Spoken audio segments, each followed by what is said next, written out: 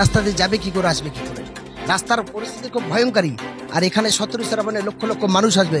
তাহলে নারায়ণপুরের এই যে 5 কিলোমিটার রাস্তার এলাকার মানুষ, সাতবিবির মানুষ, দক্ষিণ মাকালতলার মানুষ, নারায়ণপুরের মানুষ কি 17 শ্রাবণে আসবে না?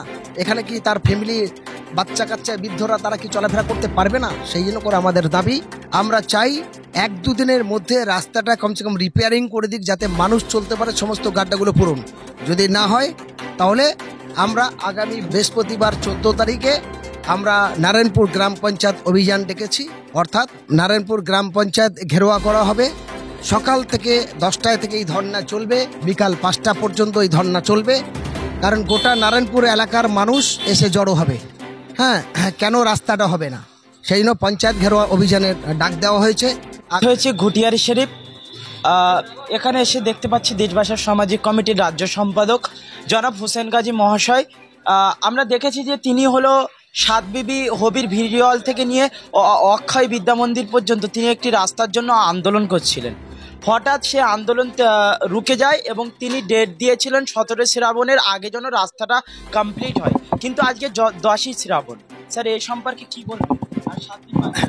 আমরা বলেছিলাম যে ঘুটিয়ারি শরীফ মাখালতলা ভ্যান স্ট্যান্ড থেকে সাতবিবি হয়ে নারায়ণপুর পর্যন্ত এই যে 5 কিলোমিটার রাস্তা বেহাল দশা, মানুষ চলতে পারছে না, অবিলম্বে রাস্তাটা হোক। এমএলএ সাহেব বলেছিল 2,78,00,000 টাকা পাস হয়েছে, রাস্তার কাজটা হবে। রাস্তার কাজ কবে হবে জানার দরকার নেই, দ্রুত করার জন্য আমরা আবেদন রেখেছিলাম। সেটা যখন হয়নি, আমরা চাই 1-2 দিনের মধ্যে রাস্তাটা কমসে কম রিপেয়ারিং করে দিক, যাতে মানুষ চলতে পারে, সমস্ত গাড্ডাগুলো পূরণ। যদি না হয় তাহলে আমরা আগামী বুধবার, অর্থাৎ আজ 10, সোম, মঙ্গল, বুধ, 11, 12, 13 তারিখ, বৃহস্পতিবার 14 তারিখে আমরা নারায়ণপুর গ্রাম পঞ্চায়েত অভিযান ডেকেছি। অর্থাৎ নারায়ণপুর গ্রাম পঞ্চায়েত ঘেরোয়া করা হবে। সকাল থেকে 10টায় থেকে এই ধর্না চলবে, বিকাল 5টা পর্যন্ত এই ধর্না চলবে। কারণ গোটা নারায়ণপুর এলাকার মানুষ এসে জড়ো হবে। হ্যাঁ, কেন রাস্তাটা হবে না, সেই জন্য পঞ্চায়েত ঘেরোয়া অভিযানের ডাক দেওয়া হয়েছে আগামী 14 তারিখ।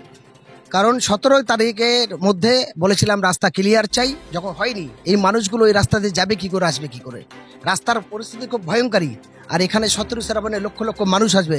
তাহলে নারায়ণপুরের এই যে 5 কিলোমিটার রাস্তার এলাকার মানুষ, সাতবিবির মানুষ, দক্ষিণ মাকালতলার মানুষ, নারায়ণপুরের মানুষ কি 17 শ্রাবণে আসবে না?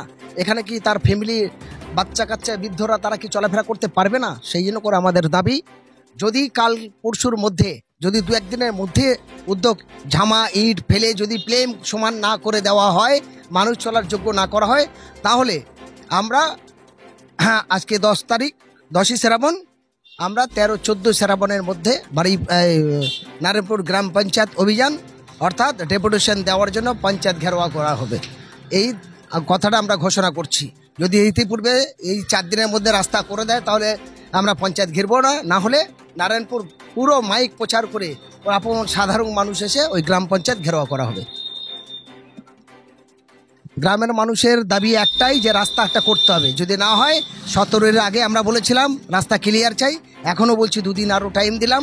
15 দিন যে টাইম দিয়েছিলাম তার ওভার হয়ে গেছে, কারণ বর্ষার জন্য বলেছি কিছুদিন ওয়েট করতে, সেই জন্য আমরা এতদিন চুপচাপ ছিলাম। আমরা চাই রাস্তাটা অবিলম্বে এখন রিপেয়ারিং কনজাম করে দিক, যাতে মানুষ চলার যোগ্য মতো হোক।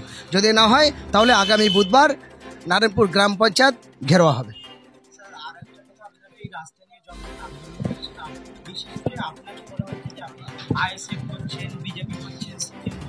সব করতে পারি, সব করতে পারি। রাজনৈতিক দল করা কোনো অপরাধ নয়। সে যদি করতে পারে, তারা যদি করতে পারে, তা আমরা করতে পারবো না কেন? ভোট দেওয়ার যেমন সব মানুষের অধিকার আছে, ভোট নেওয়ার অধিকার সব মানুষের আছে। হ্যাঁ, কে কোন দল করবে সেটা কি সালাউদ্দিন কন্ট্যাক্ট নিয়ে বসে আছে নাকি?